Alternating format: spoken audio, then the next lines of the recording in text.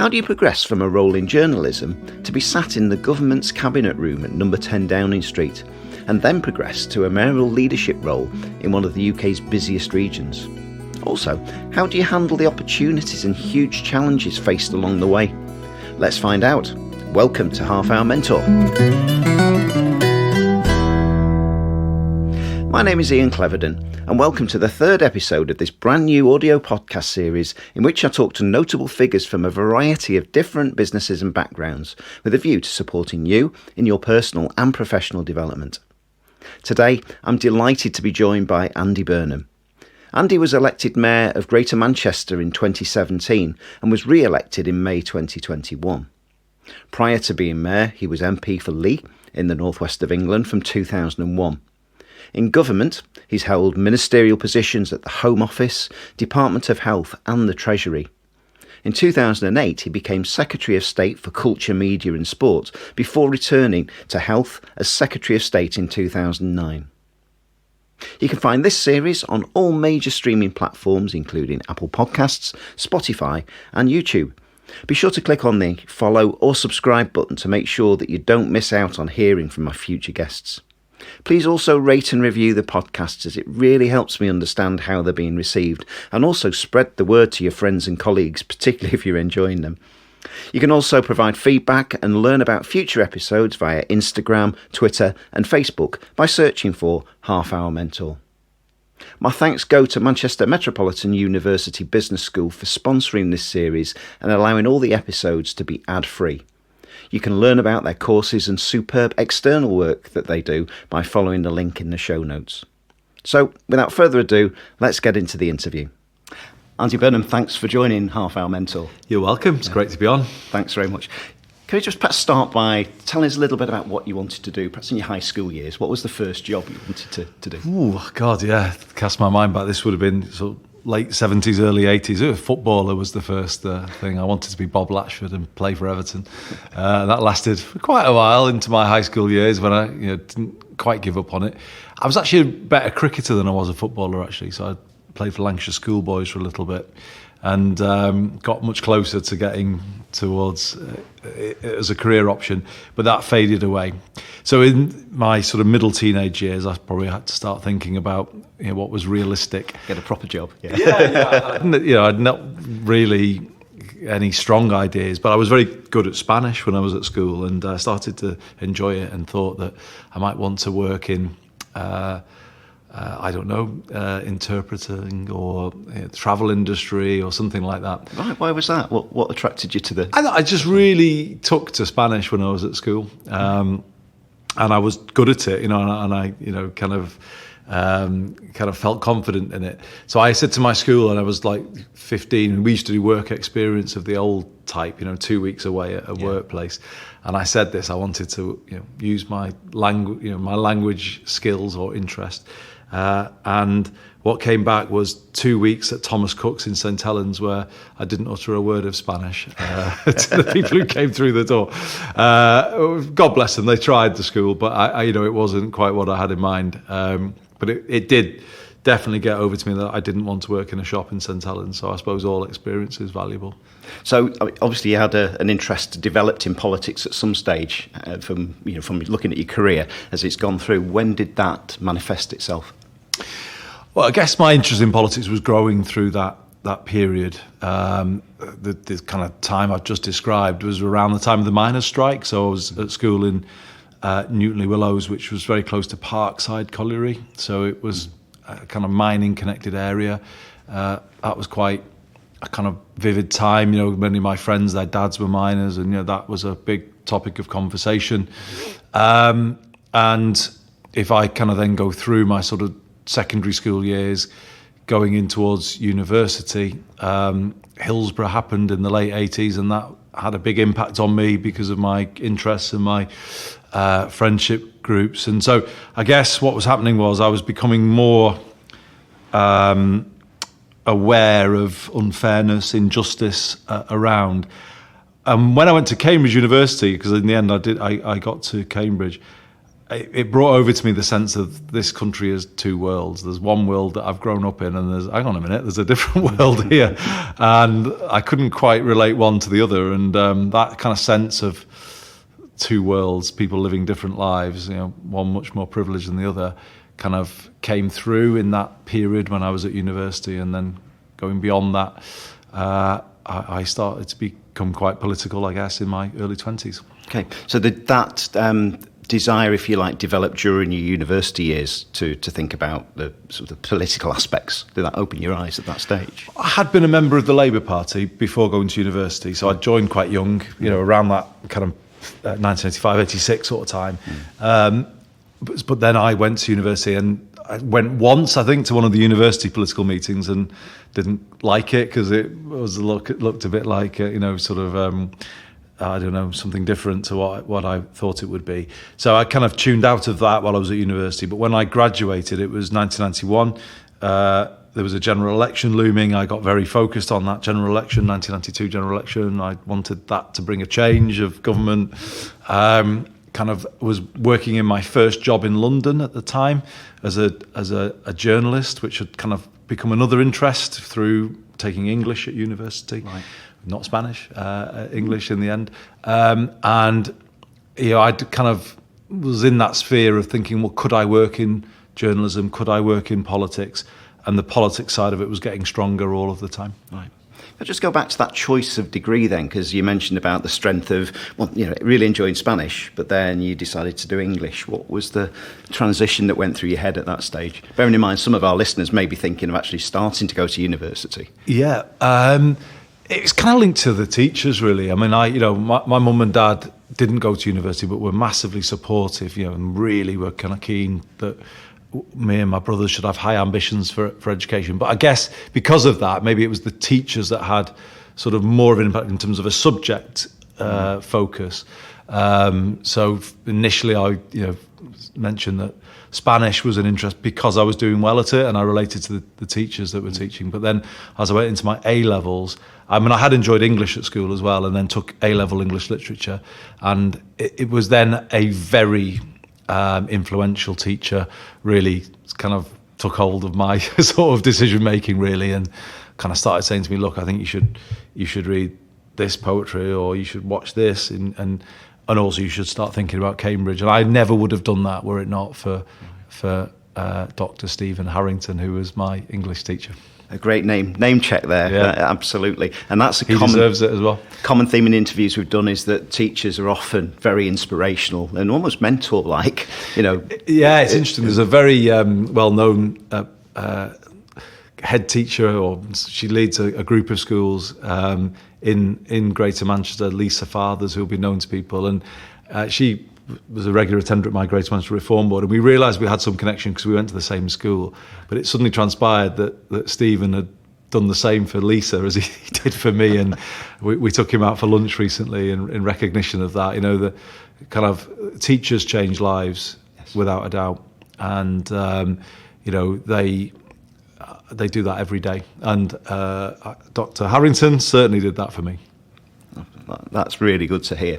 So journalism was the first role that you did once you left university.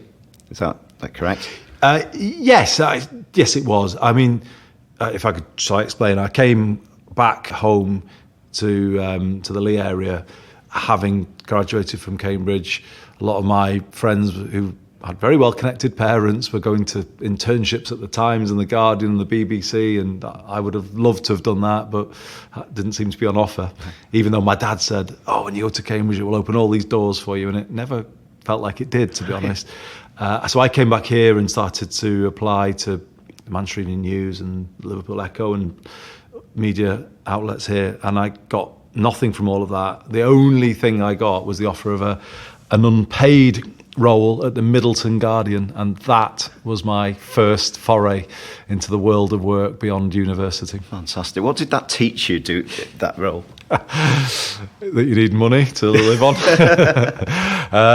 I was travelling over to Middleton from the Lee area, and that wasn't easy, and you can't really sustain something like that for long. So I was desperately hoping they'd say one day, you know what, we're going to find and that never came.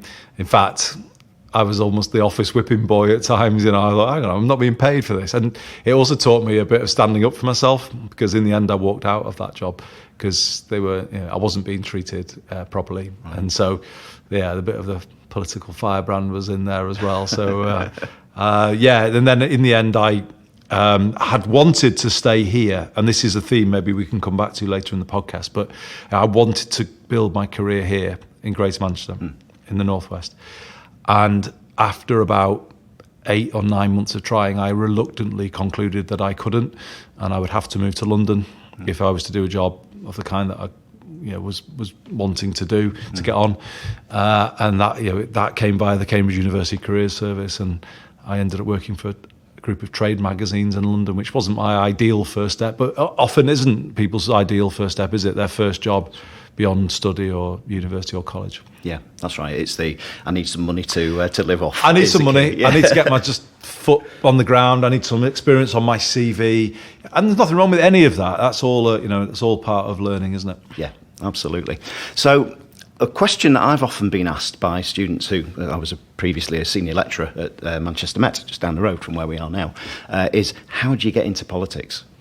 So you've got there, mid-90s, you started, working in a parliamentary role. And just talk us through that journey from the Middleton Guardian through to getting into Parliament. What did you do? How did you do it? Well, the first thing I would say is there's no single route, is there? There are multiple thousands of routes into politics. So I guess that's kind of one way in which it separates politics out from other careers. You don't have to have a very clear professional qualification to become a politician, which in some ways is a good thing.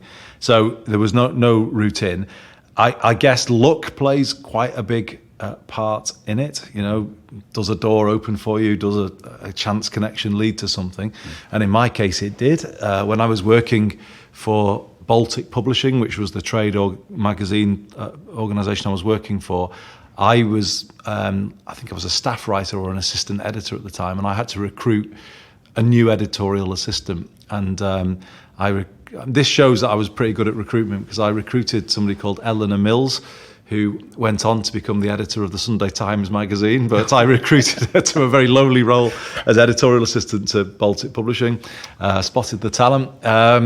But it was in that situation where she was working really for me at the time. I was the kind of more senior person, and I was in the office one day, sort of late 1992, bemoaning the fact about how I didn't want to be there and I wanted to be working in politics. She suddenly just out of nowhere says, well, my stepmother's looking for somebody, maybe you might want to apply to work for her. And her stepmother happened to be somebody called Tessa Jowell, who obviously a very well-known politician.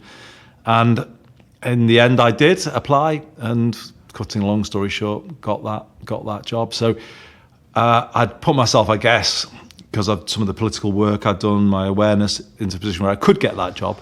But it was a very big slice of luck that opened that door to Parliament for me. So in that first role then, what type of activities were you expected to do in working for Tessa? So I went in really as an all-rounder, really parliamentary assistant, and that can mean a multitude of things. It can mean writing letters to constituents, answering the phone, all of a sudden journalists here. The number of calls an MP's office might get are huge, and they can come from all kinds of things. So it was, I'd had that bit of work experience that had got me ready for it. If I'd gone straight from university, I think I'd have struggled.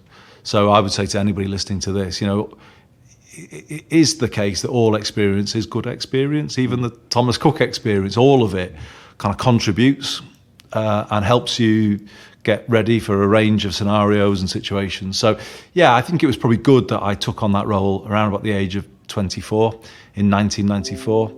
I just was a bit more ready for it and everything it was going to throw at me than if I'd just gone in straight from university. And was that constituency work that you did for Tessa at the time? It was a mix, actually. It was a bit of that, but it was a lot of policy work as well. So Tessa was on the front bench when it came to health, and I hadn't had a connection to health policy at that point, but started to get interested in it. And so it was all rounder, really, is the way I would describe it. So then your journey from working with Tessa as that, you know, the sort of researcher assistant and so on, what was the progression? And particularly, did you have a mentor? You know, who did you look up to? Who supported you in that time? Yeah. Well, it's a very big journey there from first arriving in Parliament as a lowly researcher to getting to the Cabinet. I guess what I did was work my way up in the opposition years. Because of what I'd done in opposition, was in a position to catch the wave of Labour coming into government, and I did then some government roles. Which was 97, wasn't it? Yeah, that's right. And so I was lucky. I mean, I can come back to that point about luck. You know, the timing was incredible, really, wasn't it? And looking back now in terms of, you know, it's obviously very rare that you're kind of coming into a career path when the party that you're kind of wanting to sort of be involved with is coming just on the verge of coming into government. But that's what happened. And I guess I'd put myself around and about. I'd worked on the general election campaign. I'd got myself known. People, you know, the one thing I would say to people who are interested in politics is I'd always taken the view that there's no substitute to having your feet on the ground and knowing what people say on doorsteps and being in touch with the sort of, in the end, politics is about that. It's hearing those opinions, it's hearing those straws in the wind on the doorstep, and then kind of building from there. I was at university with people who went straight from university to become speechwriters for various politicians, and they didn't last. So I'd say to anyone who's interested, there is no substitute at all for the work on the doorsteps, listening to people, understanding people. That is the stock in trade of any politician, and anyone who misses that bit out will be kind of in a position where they may not last. So I'd done a bit of that, and then, so as I say, I worked through the government year, the opposition years, to a point where Labour in government, I had a role within the government as an advisor. But then the big change moment was when somebody who knew me, who'd worked in 10 Downing Street, who was from my part of the world, she was from St Helens actually, just said to me, "Oh, I've heard that Lee might be coming up as a constituency. You should think about that." And it was like one of those moments in life, in fact, probably the moment in my life from a career point of view, where, you know, the fuzz of your mind when you're a young person of just, I might do this, I might do that. You're kind of like forever never sure what you want to do. All of a sudden went zoom down to one thing, and I was going to go and do that and be the next MP for Lee. And I went after that with an absolute single-minded, because I had this feeling that I grew up there. You know, I played cricket at Lee and Atherton, and I went to watch Lee rugby when I was a kid. There is no way I'm going to let somebody from outside of the area come in and take that.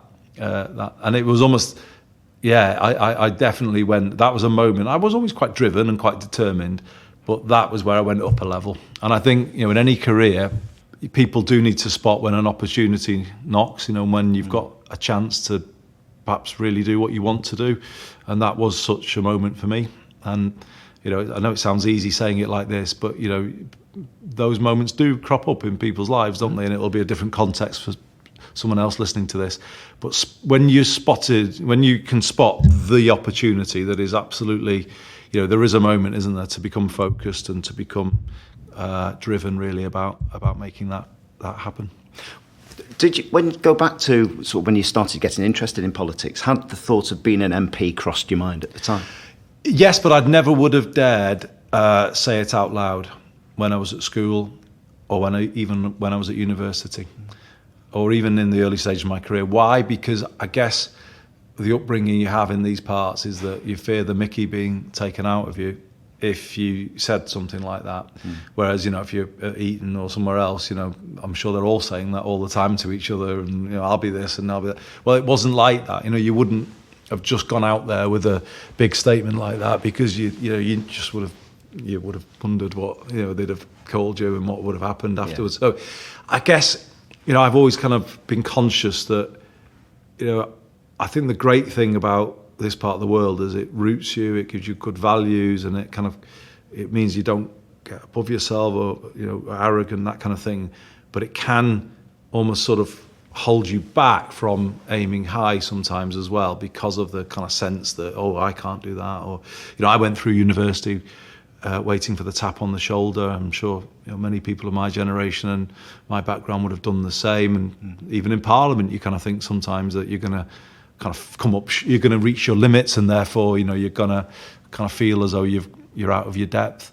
And that's just sort of in the DNA, I guess. It kind of comes with the background, doesn't it? And I had to constantly teach myself that I wasn't going to hit those limits. I could keep pushing on, and that's always been a challenge all my life, to be honest. I always kind of had to battle that sense of I can't do that, and I've had to convince myself that I can do that. And it often would be something that would take a few months or even a couple of years, but then slowly I would get into a new environment, feel acclimatized, and then I would be okay, and then the next step. So it was only when I actually put my name forward for Lee that I started to say to people, I want to be an MP, and was quite, found it able to say that and not fear somebody sort of ripping me to pieces. Yeah, it's that imposter syndrome that a lot of people go through. It sounds awful as a phrase, but virtually everybody goes through it. Think, am I worthy of doing this particular role? Definitely, and I'd say to anyone who's listening to this, who feels a bit of that, recognise it. You'll still feel it. Nothing I can say will take it away. So you'll still feel it, and you'll go into a kind of university setting or into a work setting, and you'll immediately feel that you have kind of been let in by mistake, or that you're going to get found out, and that absolutely was a feeling I had all the time. What I would say is recognise the feeling, and just take it steady and hold yourself there. Get used to that environment, and then you'll start to feel different and change, and you'll start to kind of own it. I remember I always say this, but I was at Cambridge and I kind of arrived and just was totally disorientated in my first year. I couldn't and didn't think I was going to stay there. I thought I would not be able to last the course. And as I've always said, I came up against people who just looked more confident and more impressive than anyone I'd ever come across, in my life. And it took me probably until the end of my second year to work out, though they sounded amazing, they were talking complete rubbish. And then when I realised that, I then thought, right, well, I can do better than that. But it's definitely something I would, and I think it's not just a sort of, let's say, a working class thing. I think it affects everybody really to some degree or other. And I would say just recognise it and work with it and work around it, and you'll overcome it. That sort of leads nicely really into a topic that is very common in courses that's taught at sixth form, university and so on. It's about resilience as part of personal development, and you've faced a lot of that in your time throughout your career. How do you deal with it? How do you approach resilience and overcome it? Yeah, so it's easy. It's one of those things where if I just throw off some thoughts, it might make it sound easy, and it's not easy. You've got to work at it. I had many kind of reverses in my early years that kind of were kind of crushing at the time, and you kind of wonder how you're going to come back from it, but you do. You've got to kind of just have a kind of sense of what you're about and what you're trying to do. And once, I've been in my political career where, really bad things kind of happened without going through all of the details, but, really kind of seriously sort of, challenging things. What I've always found is it's kind of taking time to then refocus and just say, well, what am I trying to do here? Why am I in this role, and what is it that I'm trying to achieve? And once you've got that sense back of what it is that you're, then you can always come back and find a new energy or a new sense of purpose. So, yeah, and you've just, again, it's like I was saying about the imposter syndrome. You've got to bake in that thing about bouncing back. That's got to be part of what you've got to be ready for and kind of to sort of price in, if you like, that this is going to be part of the experience, and I just need to know that, and therefore not get completely derailed by something when it happens, because those things are going to happen. And part of kind of making your way is learning how to deal with those things and keeping them in proportion. And in my case, how would I advise people? I'd just say stay close to the people who will always be there, your family. I mean, I can't, I'm okay, not everyone's lucky to be able to always draw on family, but, everyone's got people they trust, and having people like that you always could just go and say anything to and, ask for their advice, really, really important. And they'll tell you honestly as well. They'll tell you honestly. Trust there. Yeah. And just give you that feedback that, no one else will. I mean, that's critical. There was one particular episode that stuck in my mind because I remember seeing it all the way through, and that was about the Hillsborough situation. So, you spoke at the 20th anniversary and obviously you got booed by the crowd at the time. Moving that on, and I'm sure people can see it on YouTube and find that out, but when it came to the 25th anniversary, particularly with all the work that you did over those 5 years, and you were cheered, and quite rightly so. Going back to that 20th anniversary, because that for me is one of the archetypal sort of examples of how do you come out of this situation? How did you handle that? Well, that if the person in Downing Street saying go for the seat of Lee was a sort of career springboard moment, that was the big crossroads moment in my life, and I think has actually, in the end, repositioned me, if you like, to where I am now. Absolutely. So to explain, I'd been in Parliament for the best part of 10 years, and I'd got to the position of Culture Secretary. I'd climbed the greasy pole, and I'd sort of done the right things and been the team player, and obviously worked my way up. But as you get older and wiser in politics, I'd started to have some doubts about some of the things the government was doing. I started to become more assertive in challenging some of those things. But it was as Culture Secretary, knowing that the 20th anniversary of Hillsborough was looming, and knowing I was going to get an invite as Culture Secretary to speak, it almost kicked off a bit of a sort of life crisis for me, really, because I knew I should be there. I'd grown up with that whole issue. I was the night before Hillsborough, I was in the pub with mainly Liverpool fans who were my friends, who were all going to that semi-final. I was going to the other semi-final to watch Everton. I was in the same pub when they came back the following night, completely traumatised. So I knew the story, and I knew it. I remember when the Labour government had come in and promised to reopen Hillsborough, and in the end, I think it basically allowed another stitch-up to happen. I was driving when I heard the news that it had been dismissed, the whole case of reopening it. And I remember pulling over on the road, I think it was in Sheffield, where I was like that, and crying in a hard shoulder, because I just, that hope that would actually be reopened at that point in 1998 was massive. And I remember that being the first real crushing disappointment of the Labour government that I went on to serve in. So that had always been there, and then I was a minister with that in my mind always, about that was a failure and we should have done more.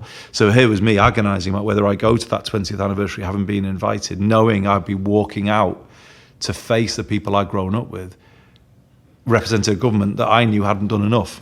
So it was a massive clash of the kind of professional me, as I was then, the politician in a suit, versus the personal me that would have been on those terraces shouting at the minister if I wasn't the minister myself. So, it was like one of those. And it's this thing I was saying before about family. I, in the end, had to agonise about this with my family. And the advice from my younger brother, John, was go if you're going to do something for them, i.e. if you're going to step outside of the straitjacket of government and try and reopen it again.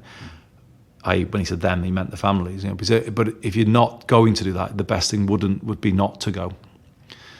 And in the end, that advice cut through with me, and I kind of decided that I would go and I would do something. But in some ways, that was the moment where I sort of took a step on a different path. I was kind of stepping outside of the system, I think, at that point, and was becoming more of the Westminster world had never been my natural habitat.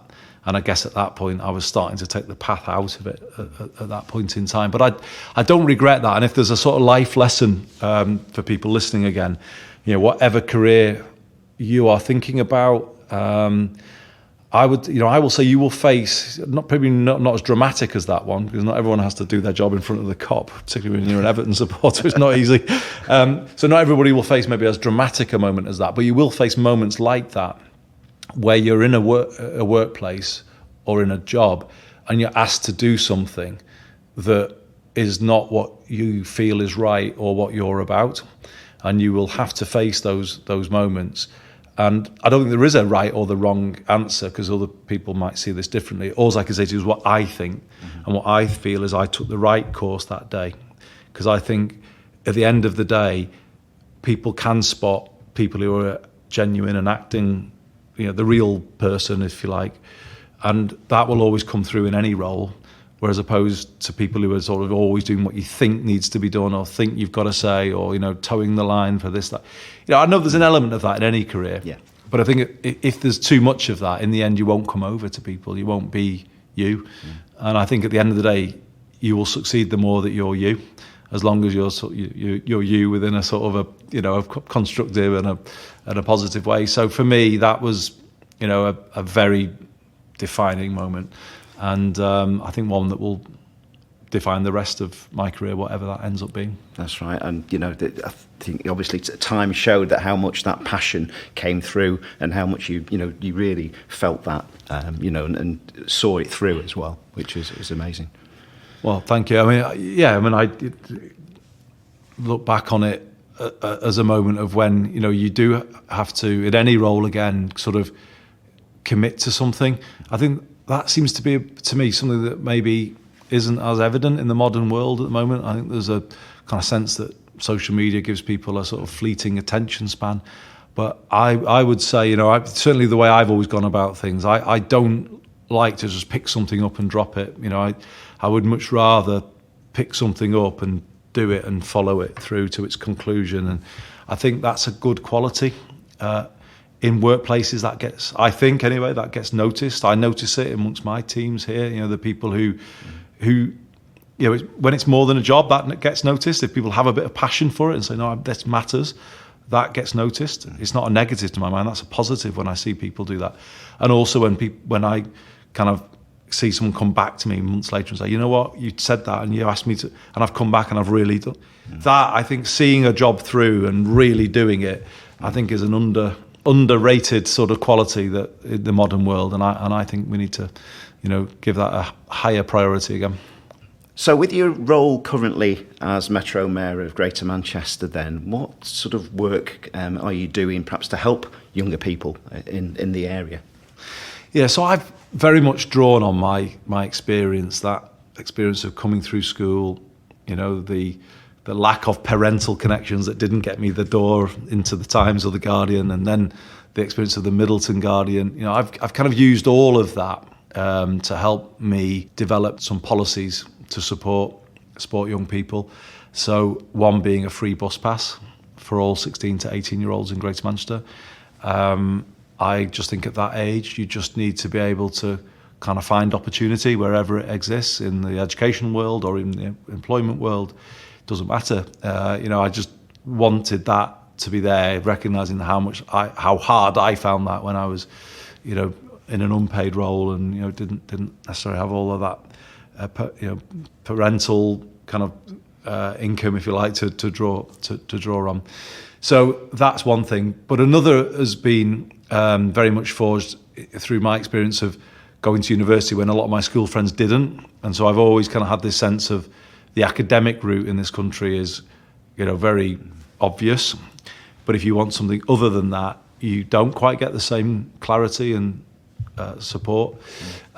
So I came in and said to the team here that I wanted what I called in a sort of rudimentary way a UCAS style system for apprenticeships, a kind of single place where people can go to find out about work as opposed to, academia, but then sort of take a path that takes people into technical qualifications and education, which are equally valid as far as I'm concerned, and do it simply within the Greater Manchester world.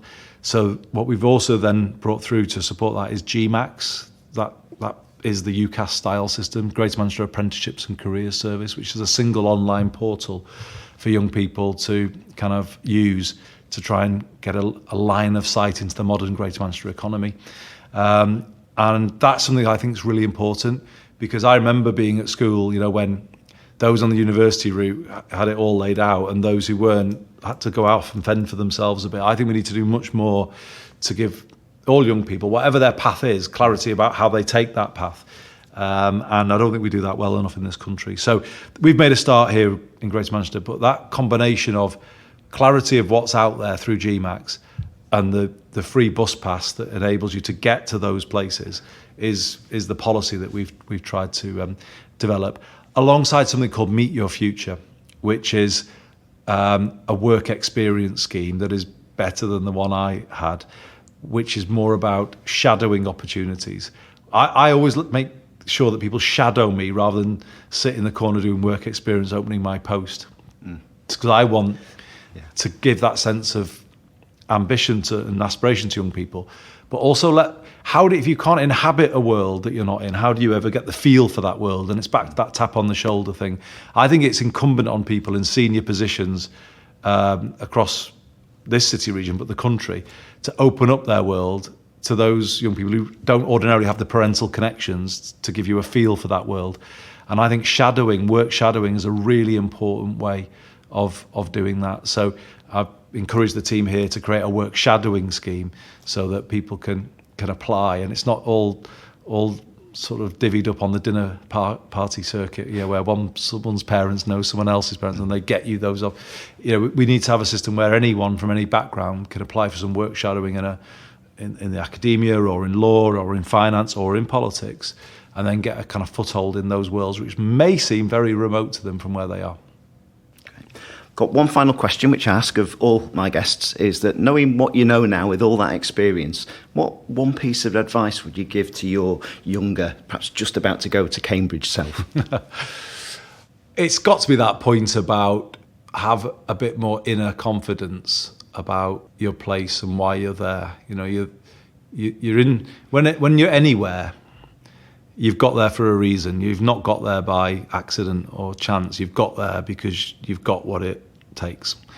And I think just always remember that, when you walk into a room, don't do it with like your head down and like trying to find that, walk in with the same confidence as everybody else, you can't just do that straight away, but you can do it once you can sort of build that sort of confidence. Do get your probably shoulders up a bit more, and just don't be in any way daunted by people who may have a posher accent or a different education, or life has told me that if you can be both rooted and confident, that's a brilliant place to be. And I think some of the best people I've met in my career are people who are rooted.